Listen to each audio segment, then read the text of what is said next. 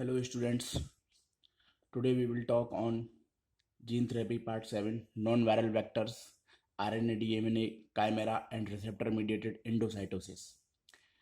Their advantages, endosomal lysosomal escape and their applications. So RNA DNA chimera.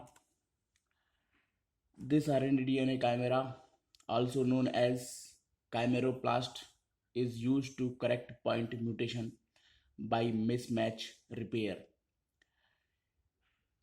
In this example, this 68 nucleotide long double stranded nucleic acid molecule comprises of one strand DNA and another strand consisting of two 10 nucleotides long 2O methyl RNA stretch separated by a 5 nucleotide long DNA stretch as shown in this figure. The pentameric chimeric DNA carries the mismatch and the other DNA strand has its complementary base. Additionally, this RNA DNA chimera consists of two hairpin loop and a GC clamp. So the mutation can be replaced by the specific mutation. As we can show in this figure, one is targeting strand, second one is correcting strand. When we combine these with genomic DNA in the chimeroplast, the genomic DNA match base pairing with chimeroplast and corrected by the DNA mismatch repairing. Here we can see the GT can be replaced by the GC. So this is the RNA DNA chimera technique. Another one is receptor mediated endocytosis. In this technique, a receptor allow to enter the vector inside the membrane. It can be both viral and non-viral mediated gene transfer. Viral vector attach to the surface receptors through viral surface components and internalized. In non-viral mode of receptor-mediated endocytosis, DNA is first coupled to a ligand that bind specifically to a cell surface receptor and cause transfer of DNA into cell by endocytosis. Coupling is done by linking the receptor molecule with polylysine followed by reversible binding of the negatively charged DNA to the positively charged polylysine component. Transferrin receptor, which is comparatively abundant in proliferating cells and hematopoietic cells, is utilized as a target and transferrin as a ligand in this approach. So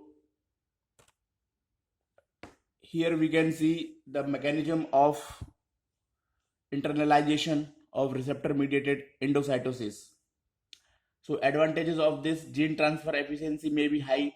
Disadvantages, it does not allow integration of the transferred gene. Also the protein DNA complex are not stable in serum. The coupling of inactivated adenoviruses to the DNA transferrin complex can increase the gene transfer efficacy, which help in receptor mediated endocytosis and lysosomal escape. Endosomal and lysosomal escape. So in this process, gene therapy, the gene become entrapped in the endocytic pathway and is degraded by the hydrolytic enzymes, which are a major limiting step in gene therapy.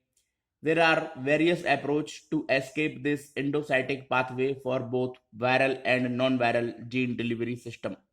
For viral gene delivery system, enveloped virus can penetrate through endosomes membrane and non-enveloped virus escape by forming pores or lyse the vesicular membrane.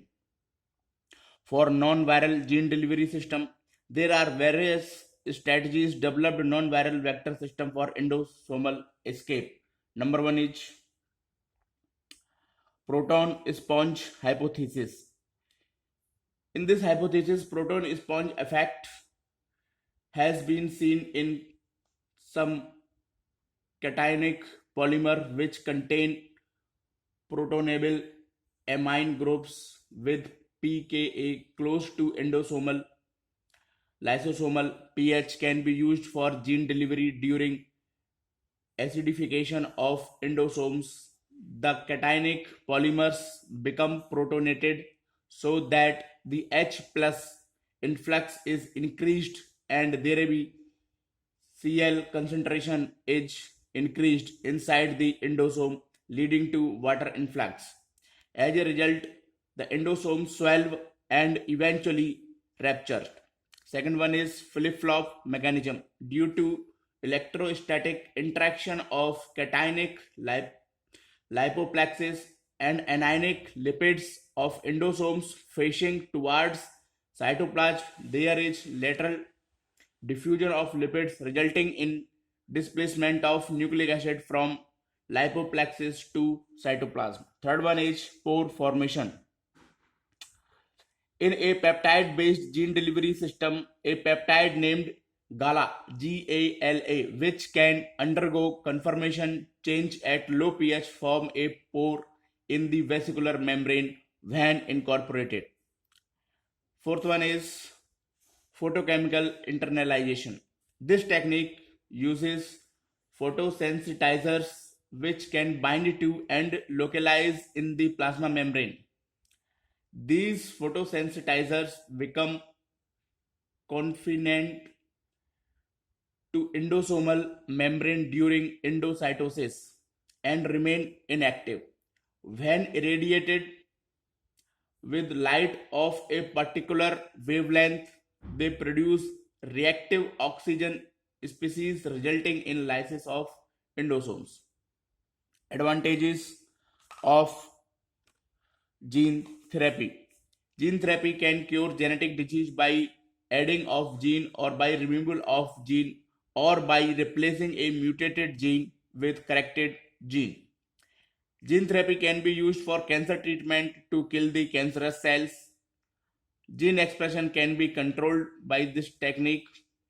Therapeutic proteins is continuously produced inside the body, which also reduce the cost of the treatment in long term. So I hope this video help you to understand the RNA DNA chimera mechanism and endosomal lysosomal escape. Thank you.